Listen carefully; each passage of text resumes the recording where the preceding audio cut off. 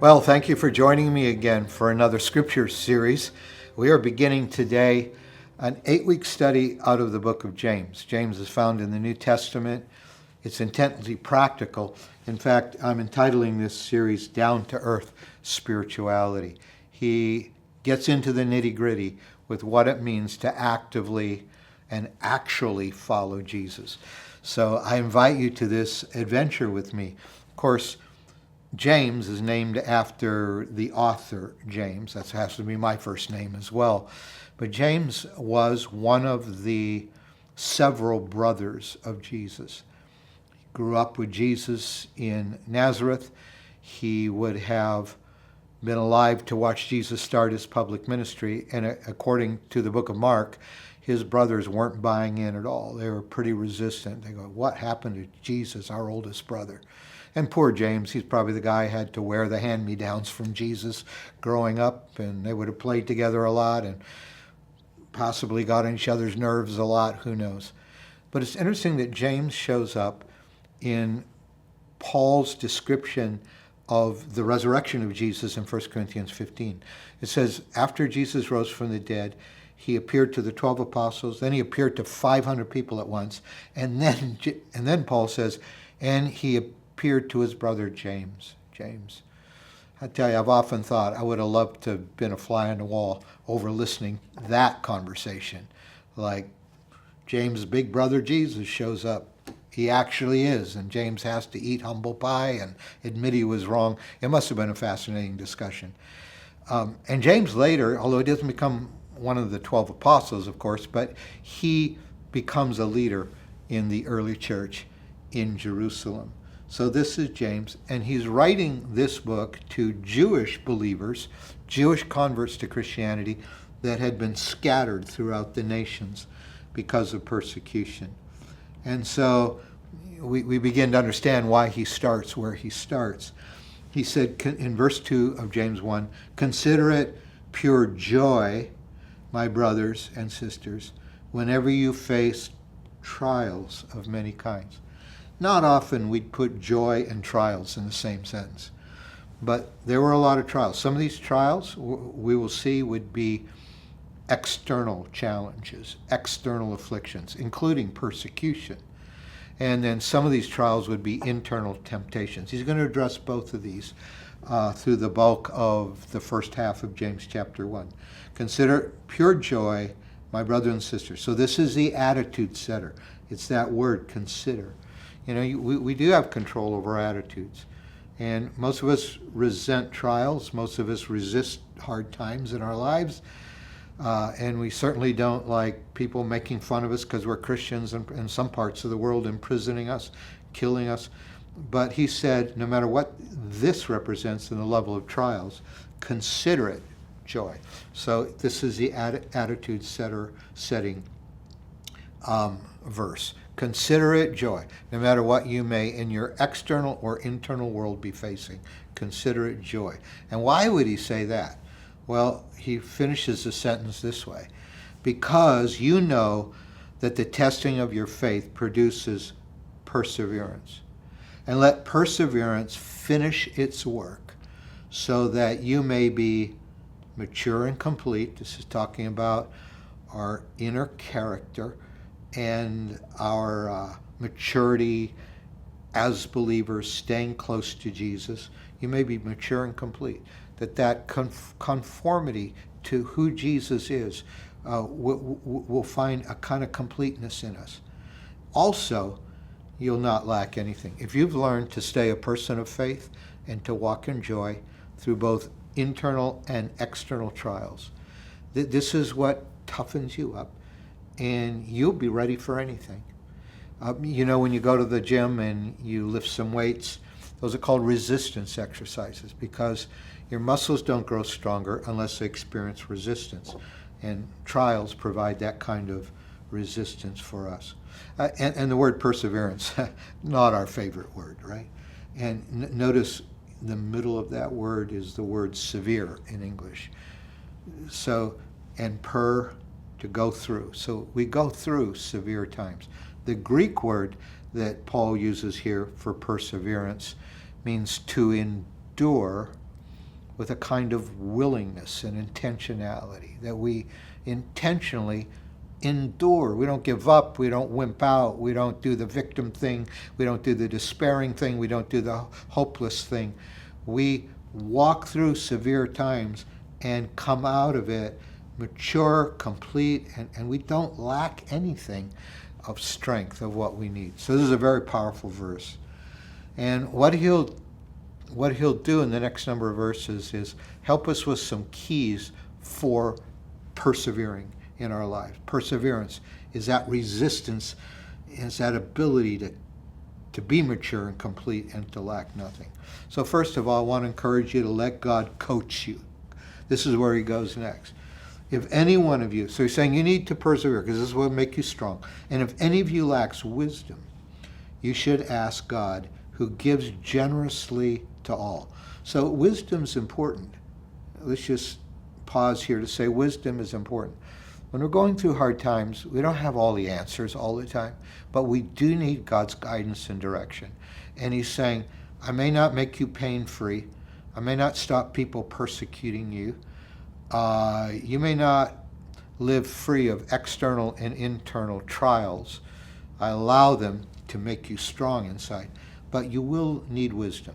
And if any of you lack wisdom, you should ask God. Just ask the Lord, who gives, and he says there's two things about what will happen if we ask God for wisdom. First of all, he gives generously. He's not going to be stingy with the guidance and leadership you're going to need to go through hard times. And also, he's not going to shame you. He's going to give you generously without finding fault. So he's not going to say, what are you, some kind of loser? You mean you need more wisdom? God's going to say, no, he never finds fault in us needing wisdom. We ought to come, and then he'll give it to us generally. Never be ashamed of needing God's wisdom, because he will come generously to us. So he said, do it. He said, ask God. He'll give generously. He won't shame you, and it will be given to you. But when you ask, you must believe and not doubt. So faith is really important. Faith, everything operates on faith in the Christian life, where you just stand your ground in faith and say, this is what God promised. He said he'll give me the wisdom I need to come through. So I'm just going to stand the grounds of faith. He said, you must believe and not doubt. Because the one who doubts is like a wave. We're just tossed to and fro all the time. No stability. So the first thing is to let God coach you with the wisdom he invites you to ask for. Secondly, don't let circumstances define you. Trials put us in some awkward situations and awkward circumstances. And also, in our world, we want to categorize people. There's the educated and the uneducated. There's the rich and the poor. And all of these categories. Paul is saying, no matter what you're facing, externally or internally, you don't need to be defined by your present life situation. He says believers in humble circumstances ought to take pride in their high position. So these two things are opposite. Your humble situations, for the people that James was writing to, these often would be the poor. The church would have had slaves, and they would have also had landlords and masters in the church, and the slave would have a humble circumstance. But he said, you know what, in the same way we take joy, we consider it joy when we have trials. We are not defined by our earthly circumstances. If you're in humble circumstances, take pride that in God's eyes you have a high position. And then he's going to flip the tables and say the rich should take pride in their humiliation, since they will pass away like a wildflower. And he's going to mention the rich numbers of times throughout this book, but I want to tell you, the rich often were the oppressors. They were the one who owns the slaves, and the rich perpetrated a lot of injustice in the kind of societies these scattered Christians were living in. And so he's going to be pretty tough on the rich. It's not just because you have more money than somebody else, but you are corrupt, you're abusive, you exploit people.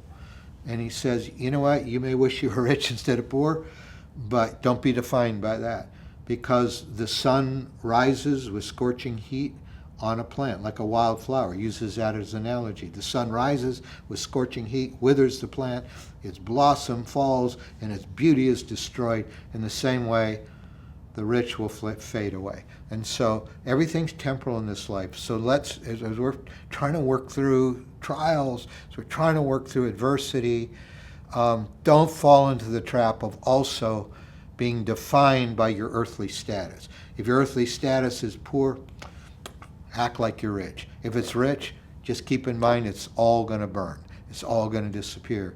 So walk in humility. So don't let your circumstances define you. Then he says, and you're going to need, if you're going to persevere, you're going to need to keep your eyes on the long-term win. For he says in the next verse, blessed is the one, there it is again, who perseveres under trial, because having stood the test, not only will that person be stronger, like he said earlier, but that person will receive the crown of life that the Lord has promised to those who love him.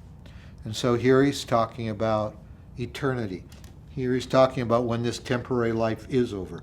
Remember, he just said everything the rich own, it's going to fade away eventually. But he said, let's keep our eyes on the long-term win. You know, I just believe that one of the keys to overcoming short-term discouragement is keeping our eyes on the finish line, on the long-term goal. I used to be a runner, and I decide ahead of time how far I'm going to run. And sometimes you feel pretty miserable when you're running, especially if you got some uphill. And the way I'd persevere through that would be I would keep my mind on the finish line. And this is powerful. This helps us to have joy when we're going through hard times. Don't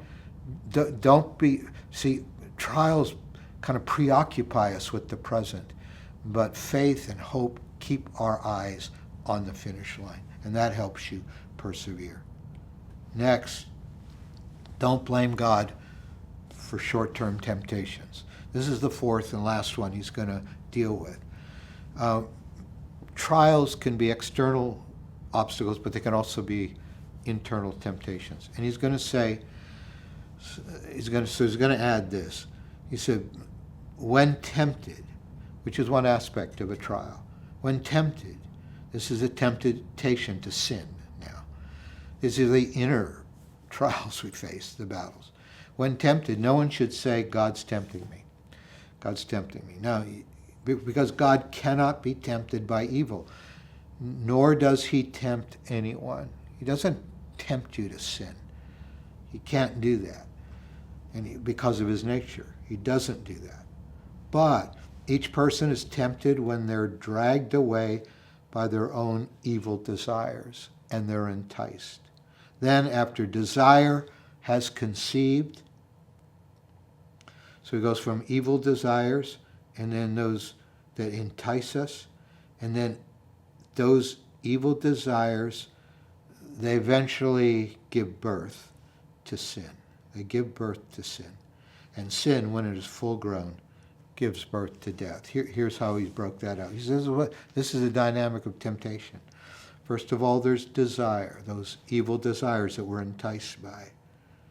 Can't say God gives you those desires as part of our brokenness, part of Adam's rebellion against God, and that kind of broken, sinful nature we have. Our affections that are not after righteous things, but after unrighteous things. First of all, there's desire. And then we make choices. We choose to act on those desires. These are the deeds. And the deeds, when brought to birth, bring spiritual death on our lives. So he's saying, when you engage internal trials, first of all, don't blame God.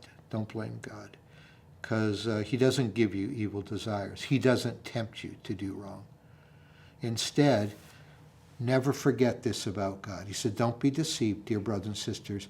Every good, so he's not talking about evil here now. Every good and perfect gift is from above, coming down from the Father, our Heavenly Father, of the heavenly lights, who does not change and is not like shifting shadows. So you can count on this no matter what you're facing, no matter what external trial you're dealing with or internal temptation. God is always good. He never changes. And sometimes I like to reverse engineer this. Like, in a day, every good thing I can find in the day, that's because there's a good God behind all of that. And so I begin to live thankfully for every good thing. And it does help me to live in joy, even though some things might not be good. And so all of these things play into our ability to have perseverance. So let's just review them. Let God coach you. Remember that wisdom we can have? And don't let circumstances define you. If you're in humble circumstances, act like you're sitting in the highest place. And keep your eyes on the long-term win. Don't get your eyes off the finish line of God's reward. And don't blow it by blaming God for your short-term temptations. So here's some discussion questions for us. When might you have had to persevere in life? Maybe you want to discuss that with the people you're with. And how do you think God does actually, in a practical way, share his wisdom with us? Remember, he gives us generously without shaming us. How does God share his wisdom with us? And what would be, given desires, deeds, death, what would be some good ways for countering temptation and resisting temptation? May God bless you as we explore these things.